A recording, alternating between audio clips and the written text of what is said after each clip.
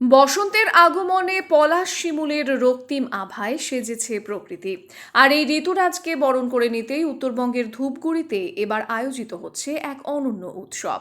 ইতিহাসে প্রথমবার বড় পরিসরে অনুষ্ঠিত হতে চলেছে প্রাচীন লোক ঐতিহ্য তেরেয়া ফেলা ও রাখাল সেবা।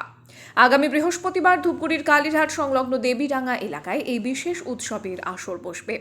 একসময় উত্তরবঙ্গের গ্রামগঞ্জে তেরেয়া ফেলার মাধ্যমে শীতকে বিদায় জানিয়ে বসন্তকে আবাহন করার রেওয়াজ থাকলেও আধুনিকতার ভিড়ে তা আজ বিলুপ্তপ্রায়।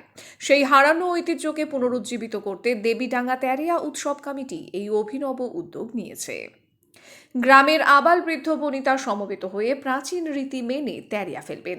নদী তীরে গবাদি পশুদের স্নান করিয়ে পালন করা হবে বিশেষ রীতি, যা আয়োজকদের মতে মহাভারতের যুগের ঐতিহ্যের স্মৃতিবাহী। উৎসবের অবিচ্ছেদ্য অংশ হিসেবে থাকছে ভাগবত পাঠ এবং প্রথাগত রাখাল সেবার প্রসাদ বিতরণ। ইতিমধ্যেই দেবীডাঙ্গায় সাজো সাজো রব পড়ে গিয়েছে। আয়োজক কমিটির আশা, এই উৎসব কেবল প্রথা রক্ষা নয়, বরং সামাজিক ঐক্যের এক নতুন দৃষ্টান্ত স্থাপন করবে। উত্তরবঙ্গের এই শেকড় সন্ধানী উৎসবে সামিল হতে ধূপগুড়ি ও সংলগ্ন এলাকার মানুষের মধ্যে ব্যাপক উৎসাহ তৈরি হয়েছে। তেরা ফেলা এটা বহুদিনের পুরানা, আমার বাপ ঠাকুরদার ঘর আগত করে আসছে ঐতিহ্য।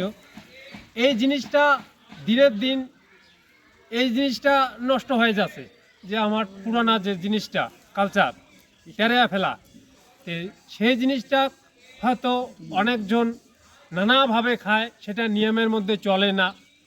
এবার এই তেরা ফেলা অনুষ্ঠানটা সেটা ভাগবত থেকে বাড়ি করে নেওয়া, যে এই তেরা ফেলা অনুষ্ঠানটার মধ্যে কি আছে, হ্যাঁ, সেটা ভাগবত থেকে এই তেরা ফেলা অনুষ্ঠানটার এটা বাড়ি করে নেওয়া, সেটা আমরা একটা নিয়মের মধ্যে এই তেরা ফেলা অনুষ্ঠানটাকে এবার সবাই যাতে জানিবার পারে যে এটা কৃষ্ণ পূজা হবে।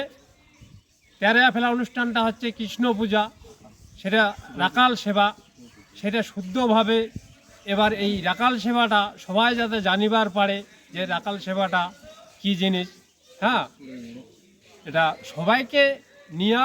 আচ্ছা, এই যে প্রথম এবার উদ্যোগ নিছেন যে বর্ণাঢ্য শোভাযাত্রার মধ্য দিয়ে একটা তেড়িয়া ফেলা হবে, এইরকম কি এর আগত কি কোনো জায়গায় হয়েছে?